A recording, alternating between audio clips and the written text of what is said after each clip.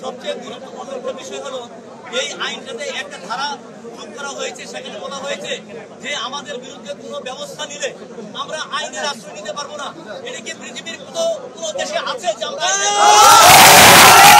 এটা একটা 100% আমাদেরকে দমন পীড়নের একটা আইন করছে যে আমরা আইনের আশ্রয় নিতে পারবো না, মানতে চাই না, মানতে পারবো না।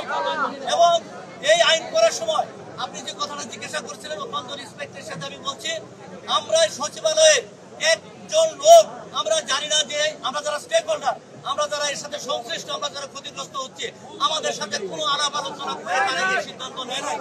এখানে উপদেষ্টা পরিষদে বিল তারপরে যখন পাস হয়েছে আমরা খবর পেয়ে আমরা তাৎক্ষণিক আমরা প্রতিবাদ জানাইছি, প্রেস রিলিজ দিয়েছি।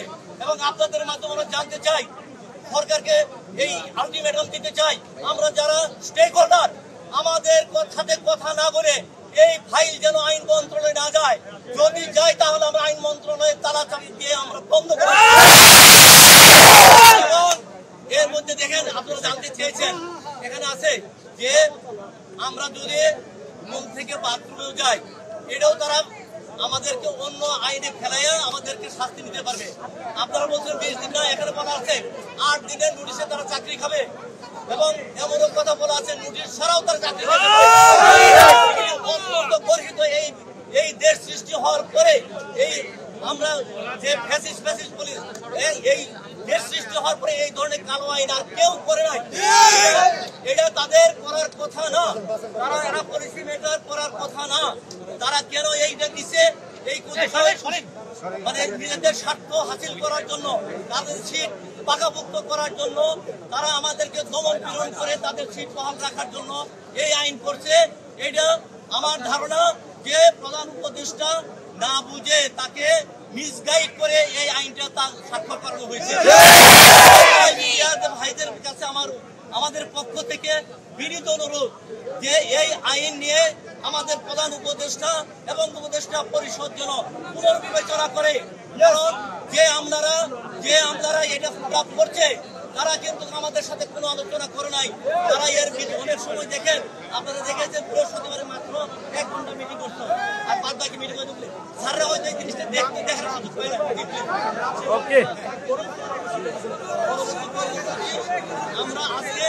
আমরা আজকে এখন আইন মন্ত্রণালয়ে গিয়ে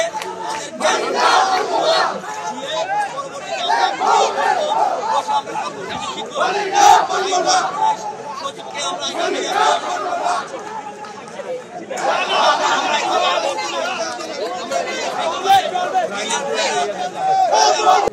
ইতিমধ্যে আমাদের অবস্থান সরকার এবং মিডিয়ার মাধ্যমে পরিষ্কার করেছি।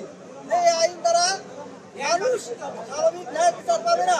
আগে আমি এই দেশের নাগরিক, তারপর আমি এই দেশের কর্মচারী। এই আইন যদি প্রবর্তিত হয় তাহলে আমার নাগরিক অধিকার যেমন নষ্ট হয়ে যাবে, কর্মচারীর অধিকার চিরতরের জন্য বিলুপ্ত হবে এবং কর্মচারীরা চিরতরে বঞ্চিত হবে।